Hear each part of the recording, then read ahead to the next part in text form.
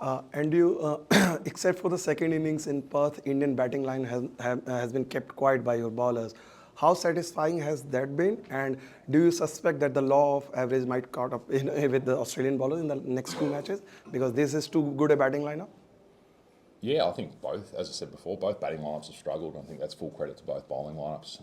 And the surfaces have probably lent themselves to ball dominating the bat. And that's no different to the previous summers we've had here. So, yeah, I mean, India's got a dangerous batting lineup.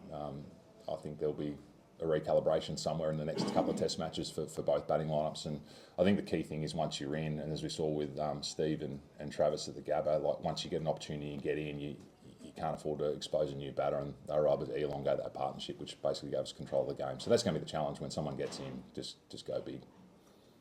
Thank you.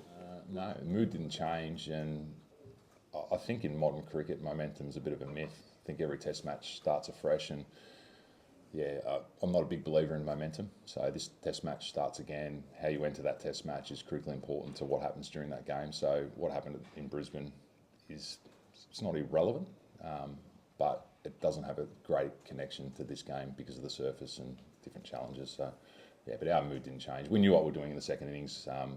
We're trying to accelerate it and try to beat the weather basically, and the weather beat us. So we were comfortable with losing those amount of wickets in pursuit of a win, and that's the team we want to be. Go when leading into this summer that we wouldn't shy away, and age was no barrier. And what he's shown is a array of shots, the ability to put pressure back onto opponents. Yeah, and he gets his opportunity. So we're really excited for him. Boxing Day, the biggest stage. You might as well get that one out of the way early. Yeah, really confident that he'll play. Has he got some things to work through? Yeah, he has. So that's what you would have seen. There's no concern at the moment. Has he been officially ticked off? I'm not sure. I didn't see the sort of back end of his training session there, but I'm pretty confident he'll play. The rest of the team, Paddy will go with the rest of the team tomorrow. Yeah, so I was allowed to declare the Consus one. I thought you might like that one. So, but Paddy will go through the usual regime tomorrow. Play. So that's what we're preparing with left arm spin. What I will make of the surface, it looks pretty similar to the previous few years. It's going to be a big decision though come the day of the game. I think traditionally it's been bowl first, but with the heat around and it looks similar, but it's probably a little bit better than what it has in previous years. So decision for the captains to make it the toss. I think that's sort of gone through that, and many people have spoken about it. We want to throw a different challenge at India at this point in time. We believe Nathan is good enough for test level. We weren't sure about how the top order was functioning. So yeah, we challenged ourselves to that decision. We've come up with that. Whether it works or not, time will tell.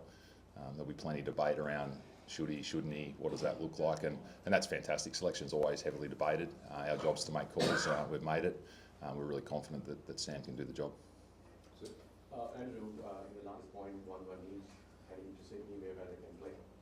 No, I mean, every game starts afresh. If you sort of took previous form lines, and from Perth to Adelaide, should have looked like India winning that one as well. So, different teams, different structures. I think both teams have got similar challenges at the moment. How do you find runs? Both bowling attacks have been on top, and I think this wicket, as I said, potentially might offer the batters a little bit more in terms of the surface as the game draws on. But I'm not a big believer in history repeating itself. So it starts afresh, different groups, different challenges.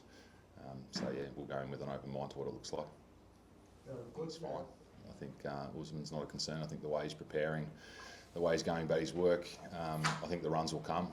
Anyone that knows batting, and batting obviously in recent times has been quite difficult with ball dominating bats. So his method's clear, the way he's preparing is clear, and good players always return to the runs, and I'm sure that'll be the case over the next couple of test matches. Is going on, and I think we're pretty much on the record around when he's at his best. He's showing that intent. He's busy at the crease, and we saw that in Adelaide. Significant challenge at the Gabba, and as I said, ball's dominated bat, so a lot of the batters haven't had much flow in this series on both sides of it. So, but when he's at his best, he's busy, he's got that intent, and he can be quite annoying at the crease, and we want to see an annoying Marnus Boxing Day. 1-1 is 1-1 a true reflection of the quality of cricket that the teams are playing? I think so. I think we're driving the game in Brisbane. If we were to be fair there, the surface potentially would have become more variable as the game went on, but the weather was probably always going to be the winner there. So, it's probably a true reflection. I think it was always going to be a closely fought test series, and it wasn't always going to be a 4-1 either way. So where it's at the moment, I think is probably where we thought it would be at. Louis? If we didn't pick Scotty here, and I know I'm not allowed to declare the team because that's Pat's job tomorrow, but I don't think I'm coming to the ground Boxing Day if Scotty's not in the 11, so you can go with that one as well. But look, our bowling, we've got great depth in our bowling, and just to clear up, Mitch Marsh is fully fit and available to bowl, and I know that he only bowled 2 overs last game and people were speculating around that, but that was more because of the weather interventions, and we're able to keep our fast bowlers fresh, albeit we only had 2 out of the 3 operating. But yeah, he's ready to go, and I think he'll play a role in this Test match with the ball more so than the previous ones. Dan?